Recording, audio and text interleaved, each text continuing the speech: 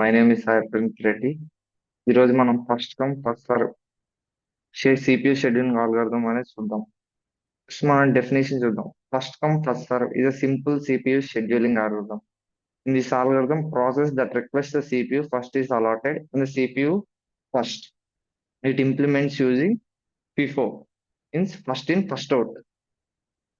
FCFS is a non-primitive scheduling algorithm. Means once the progress gets the CPU, it continues execute till task completion or requesting IO. అంటే ఏంటంటే ఇప్పుడు processor ఏది first వస్తే అది first లోకి first అది execute అయింది. అది ఫస్ట్ కమ్ ఫస్ట్ సర్వ్. అంటే ఇప్పుడు P1, P2, P3 ప్రాసెసర్స్ ఉన్నాయి. ప్రాసెసర్స్ లో ఫస్ట్ P2 అనే ప్రాసెసర్ వస్తే ఫస్ట్ P2 ఎగ్జిక్యూట్, తర్వాత P1, తర్వాత P1 వస్తే P1, ఆఫ్టర్ P3 వస్తే P3, అలా జరిగింది. ఇప్పుడు మనం ఒక రియల్ లైఫ్ ఎగ్జాంపుల్ తో చూద్దాం. The movie theatre ticket booking counter. Suppose మనం మూవీ థియేటర్కి వెళ్ళాం, ఒక సినిమా కౌంటర్కి వెళ్ళినప్పుడు ఎవరైతే ఫస్ట్ లైన్ లో ముందు ఉంటారో వాళ్ళకి త్వరగా టికెట్ వచ్చింది. ఎవరితో లేట్గా ఉన్నారంట. సేమ్ అలానే సేమ్ షెడ్యూలింగ్ అల్గోరిథం ఇలా ఫాలో అవుతుంది. The customer first in the line gets the ticket booked first, the next served so on. అంటే ఫస్ట్ ఎలా ఉన్న వాళ్ళు క్యూలో లైన్ లో ఫస్ట్ ఎలా ఉన్నారో వాళ్ళకి టికెట్ వచ్చింది, లాస్ట్ లో ఉన్న వాళ్ళకి లాస్ట్ వచ్చింది. సేమ్ అదే విధంగా first come first serve algorithm అనేది ఇది మెయిన్ ప్రిన్సిపల్ ఏంటంటే నో ప్రయారిటీ, అంటే ప్రయారిటీ ఏమి ఉండదు. ఏదైతే ఫస్ట్ వచ్చిందో ఏ ఆర్డర్ ఆఫ్ సర్వ్ అరైవల్, అంటే ఏ ఆర్డర్ లో వచ్చిందో ఆర్డర్ ప్రకారం ఎగ్జిక్యూట్ అయింది. Here scheduling and key components. First arrival time అంటే the time which processor enters the ready queue, అంటే ఏ టైం క్యూలోకి ఎంటర్ అయింది, అంటే ఏ టైంలో, అది అరైవల్ టైం. బస్ టైం అంటే CPU time required by the process to అంటే ఒక ప్రాసెసర్ ఎంత టైం పట్టింది అది కంప్లీట్ అవ్వడానికి, అది ఎగ్జిక్యూట్ అవ్వడానికి. కంప్లీషన్ టైం అంటే అసలు ప్రాసెసర్ ఏ టైం కి కంప్లీట్ అయింది అని. టర్న్ అరౌండ్ టైం అంటే మొత్తం ప్రాసెస్ వచ్చిన దగ్గర నుంచి అయిపోయేసరికి ఎంత టైం పట్టింది అనేది టర్న్ అరౌండ్ టైం అంట. దానికి టర్న్ అరౌండ్ టైం ఫార్ములా ఏంటంటే సిటీ మైనస్ ఏటీ, అంటే complete time minus arrival time. Waiting time అంటే ఎంత టైం పట్టింది ఈ ప్రాసెస్ అనేది ఆ క్యూలో వెయిట్ చేసింది, క్యూలో ఉన్నంతసేపు ఎంత టైం వెయిట్ చేసింది, దాన్ని వెయిటింగ్ టైం అంటాం. దాని ఫారం వెయిటింగ్ టైం ఫార్ములా ఏంటంటే turn around time minus bus time. మనం దీని గ్రాండ్ చార్ట్ అంటే విజువలైజేషన్ రిప్రజెంటేషన్, అంటే అసలు ఏ ఆర్డర్ లో ప్రాసెస్ జరుగుతుంది, ఎంత జరిగింది అనేది మనం ఒక గ్రాఫ్ లాగా రిప్రజెంట్ చేస్తాం. దాన్ని విజువలైజ్ చేస్తుంది. ఆర్డర్ ఎగ్జిక్యూషన్ ఆర్డర్ టైమింగ్, దాన్ని విజువలైజేషన్ అంటాం. ఇప్పుడు మనం ఒక ఎగ్జాంపుల్ చూద్దాం. Here let's see. Here there are, ఇక్కడ ఏంటంటే 5 ప్రాసెస్ ఉన్నాయి. P1, P2, P3, P4, P5 అనేది. ఇప్పుడు అరైవల్ టైం P1 అనేది 2 వచ్చింది, P2 అనేది 5, P3 అనేది 0, P4 అనేది 0, P5 అనేది 7. వాటి బస్ టైం చూద్దాం. P1 అనేది 2, P2 అనేది 6, P3 అనేది 4, P4 అనేది 7, P5 అనేది 4. అంతే అది జరిగింది. ఇక్కడ చూ సిటీ అంటే పైన కూడా ఉంది. ఇక్కడ సిటీ అంటే టర్న్ అరౌండ్ టైం, సిటీ అంటే కంప్లీట్ టైం, T8 అంటే టర్న్ అరౌండ్ టైం, డబ్ల్యూ అంటే వెయిటింగ్ టైం, ఆర్టీ అంటే రెస్పాన్స్ టైం. ఇక్కడ చూద్దాం. ఫస్ట్ ఏంటంటే ఏ ప్రాసెసర్ ఫస్ట్ వచ్చింది. ఇక్కడ మనం చూస్తే ప్రాసెసర్ P3, P4 అని రెండు ఫస్ట్ వచ్చినాయి. రెండు సేమ్ 0 టైం దగ్గర అరైవల్ అయినాయి. ఇప్పుడు మనం ఏం చేసుకుంటాం, బస్ టైంలో ఏది తక్కువ ఎగ్జిక్యూషన్ టైం ఉందో ఫస్ట్ అది తీసుకుంటాం. ఇక్కడ చూస్తే P3 zero time, arrival time 0, P4 arrival time 0. ఇప్పుడు మనం బస్ టైం చెక్ చేసుకుంటాం. ఫస్ట్ టైం లో P3 4 ఉంది, P4 అనేది 7 ఉంది. ఇప్పుడు P3 అనేది బస్ టైం తక్కువ ఉంది కాబట్టి ఫస్ట్ P3 ఎగ్జిక్యూట్ అయింది. P3 0 దగ్గర నుంచి స్టార్ట్ అయ్యి 4 వరకు, బస్ టైం 4 అంటే 0+4 అంటే 4 దాకా అని P3 ఎగ్జిక్యూట్ అయింది. అరైవల్ టైం 4, అంటే ఇక్కడ 4 లోపల ఉన్న ప్రాసెసర్స్ అన్ని రెడీ క్యూ లో ఉన్నాయి. అంటే దాని తర్వాత రెడీ అవుతుంది. అంటే ఏమేమి ఉన్నాయి 4 లోపల, P4 ఉంది, P2, P1 ఉంది. ఆ రెండు 4 లోపల ఉన్నాయి. ఇప్పుడు మళ్ళీ చెక్ చేస్తాం. ఇప్పుడు ఏది ఫస్ట్ ఉందంటే ఏది తక్కువ ఉంది దాని అరైవల్ టైం అనేది, మళ్ళీ 0 P4 అనేది. ఇంకా 0 కామన్ గా ఏం లేదు. అప్పుడు 7, 4+7 = ఇక్కడ 11. ఆ తర్వాత P1 జరిగింది అన్నిటికన్నా లోయెస్ట్ అరైవల్ టైం కాబట్టి ఉన్న వాటిల్లో ఎగ్జిక్యూట్ కాని వాటిల్లో లోయెస్ట్ అనేది P1. అది 2 11 + 2 13. ఆఫ్టర్ దాని తర్వాత P2 జరిగింది 5 అరైవల్ టైం 5 అంటే బస్ టైం అనేది 6 కాబట్టి 13 + 6 19. లాస్ట్ అనేది P5 జరిగింది. అరైవల్ టైం 7 సెకండ్స్ దగ్గర వచ్చింది మిల్లీ సెకండ్స్. బస్ టైం అనేది 4 కాబట్టి 19 + 4 = 23. ఇక్కడ చూద్దాం మనం టీ అంటే కంప్లీట్ టైం అంటే ఈ ప్రాసెసర్ ఏ టైం దగ్గర కంప్లీట్ అయింది అని. P1 అనేది P1 అనే ప్రాసెసర్ 13 మిల్లీ సెకండ్స్ దగ్గర కంప్లీట్ అయింది కాబట్టి 15. P2 అనేది P2 అనేది 19 సెకండ్స్ దగ్గర. P3 అనేది 4 సెకండ్స్. P4 అనేది 11 సెకండ్స్ దగ్గర అయింది పైన గ్రాండ్ చార్ట్ ప్రకారం తీసుకుంటే. P5 అనేది 26 సెకండ్స్ లాస్ట్ అయింది కాబట్టి. ఇది కంప్లీట్ టైం. ఆ తర్వాత టర్న్ అరౌండ్ టైం అంటే completion time minus arrival time. Completion time 13 P1 కి, అరైవల్ టైం 2 13 - 2 11. నో ఇప్పుడు P2 చూద్దాం. Completion time 19 arrival time 5 14. ఇప్పుడు P3 కి completion time 4 arrival time 0 4. P4 కి కంప్లీషన్ టైం 11 అరైవల్ 0 11. P5 అనేది కంప్లీషన్ టైం 23 అరైవల్ టైం 7 కాబట్టి 23 - 7 16. అలా టర్న్ అరౌండ్ టైం మనం క్యాలిక్యులేట్ చేస్తాం. ఇప్పుడు వెయిటింగ్ టైం ఎలా క్యాలిక్యులేట్ చేస్తామంటే turn around time minus bus time.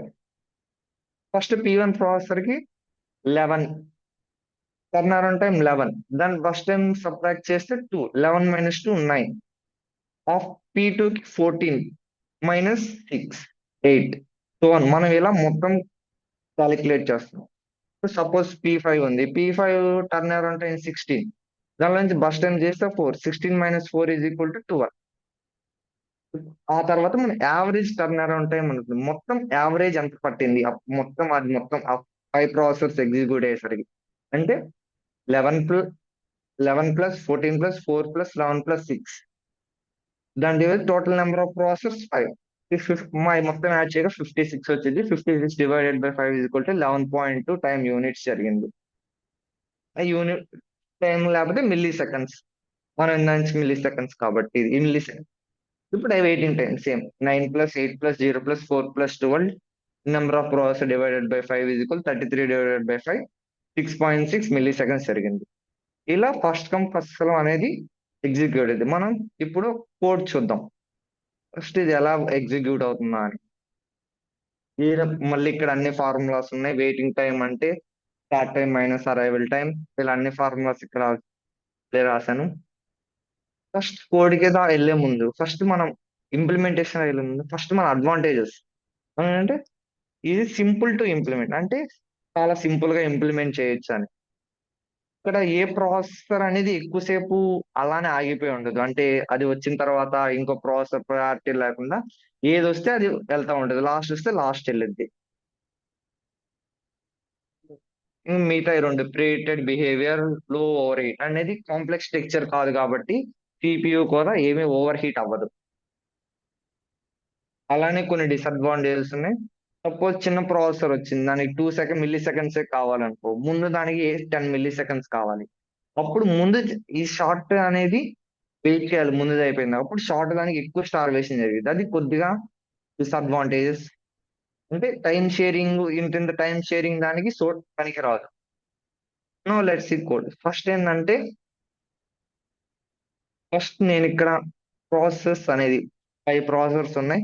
మనం ఇంత క్వశ్చన్ చూపించింది arrival processor ID arrival time bus time processor arrival time bus time అనేది నేను ఒక లిస్ట్ రూపంలో తీసుకున్నాను. లిస్ట్ లో తీసుకొని ఈ మొత్తం ఇది సార్ట్ నేనేం చేస్తున్నా అంటే అరైవల్ టైం ఏది వచ్చింది దాని ప్రకారం సార్ట్ చేస్తాను. ఇక్కడ సార్టెడ్ ఆర్డర్ దాన్ని ఇంకో లిస్ట్ లో స్టోర్ చేసుకున్నా. ఇప్పుడు current time, total waiting time, turnaround time మూడింటిని ఫస్ట్ జీరోగా ఇన్స్టలైజ్ చేసుకున్నా. ఆ లిస్ట్ లోకి లూప్ రన్ చేసి ఒక ఫస్ట్ ప్రాసెసర్ ఏదైతే సార్టెడ్ అయిన దాంట్లో ఏది తక్కువ అరైవల్ టైం తక్కువ ఉందో అది ఆ ప్రాసెసర్ తీసుకొని దాన్ని ప్రాసెసర్ నేమ్ ప్రాసెసర్ నేమ్ ని P1 అయితే P1 ఫస్ట్ మనకి ఏం జరిగింది ఇక్కడ ప్రకారం ఫస్ట్ P3 జరిగింది. ఇక్కడ కూడా ఫస్ట్ P3 అనేది ఉమ్, ఇక్కడ కూడా ఫస్ట్ ప్రాసెసర్ నేమ్ అనేది P3 అయింది ఫస్ట్ సార్టింగ్ చేసుకున్న తర్వాత ఏది అరైవల్ టైం ప్రకారం. ఆ తర్వాత P1 అంటే ఏ టైం దగ్గర అరైవ్ అయింది, arrival time bus time.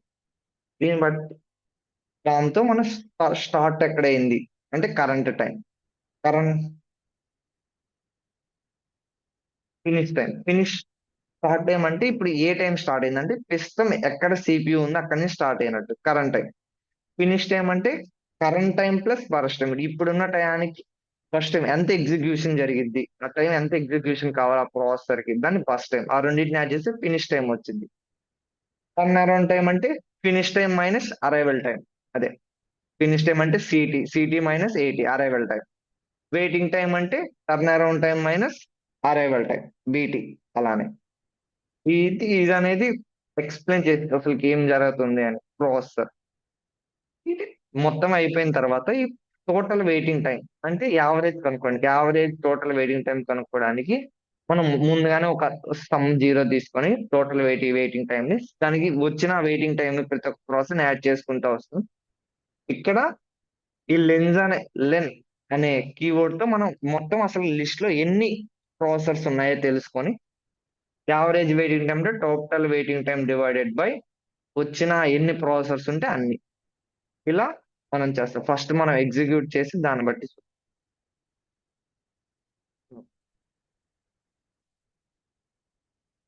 First sorted order. ఇందా చెప్పినట్టే ఫస్ట్ లిస్ట్ అనేది అరైవల్ టైం ప్రకారం సార్ట్ అయి ఉంటది. First P3, P4, P1, P2, P. ఆ సిరీస్ లో ఫస్ట్ జరిగింది. సో ఇది ఫస్ట్ ప్రాసెసర్ P3 వచ్చింది, arrival time 0, bus time 0, start 0 దగ్గర స్టార్ట్ అయింది. ఫినిష్ 4 minutes, 4 milliseconds అక్కడ ఫినిష్ అయింది. వెయిటింగ్ టైం 0, ఆ వెయిటింగ్ ఏం లేదు. అంటే ఫస్ట్ అదే వచ్చింది, ఎగ్జిక్యూట్ అయిపోయింది. Turnaround time, turnaround అంటే completion time minus arrival time. 4 - 0 0.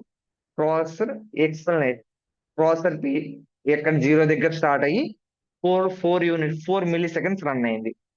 P4 వచ్చింది. P4 అలైవల్ కూడా 0 కానీ బస్ టైం 7 ఉంది కాబట్టి P4 అనేది 4 నుంచి కంటిన్యూ అయ్యి 7 milliseconds జరిగింది అంతవరకు. అప్పుడు టర్న్ అరౌండ్ టైం 11, ఇది 4. ఆఫ్టర్ P1 అరైవల్ టైం 2, దాని నెక్స్ట్ వచ్చేది సెకండ్ కాబట్టి ఇది స్టార్ట్ సెట్ అంటే ఇది 11 దగ్గర నుంచి మొదల 11 milliseconds నుంచి స్టార్ట్ అయ్యి 2 milliseconds 13 milliseconds దగ్గర ఎండ్ అయింది. నెక్స్ట్ P2 5, దాని అరైవల్ టైం 5 కాబట్టి బస్ టైం 6 ఉంది. అంటే అది 13 దగ్గర నుంచి స్టార్ట్ అయ్యి P2 అనేది 13 milliseconds నుంచి స్టార్ట్ అయ్యి 6 milliseconds ఎగ్జిక్యూట్ అయిన తర్వాత 19 milliseconds దగ్గర అది స్టాప్ అయింది.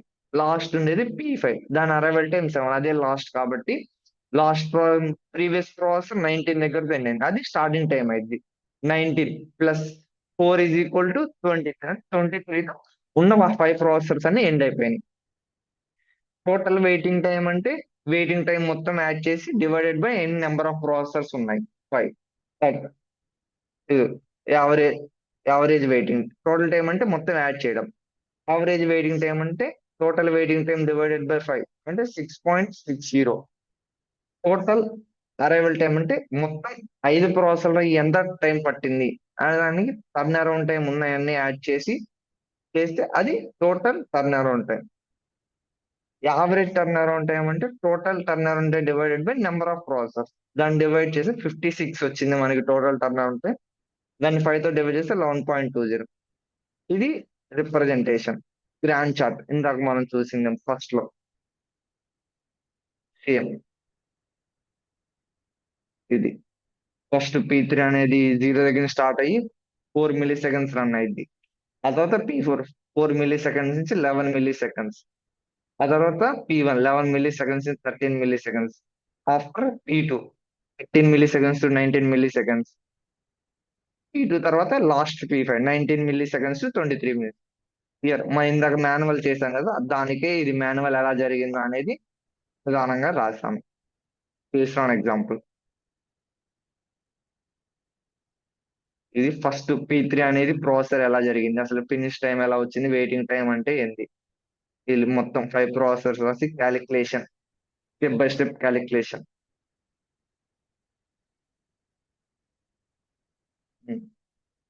Thank you, thank you, guys.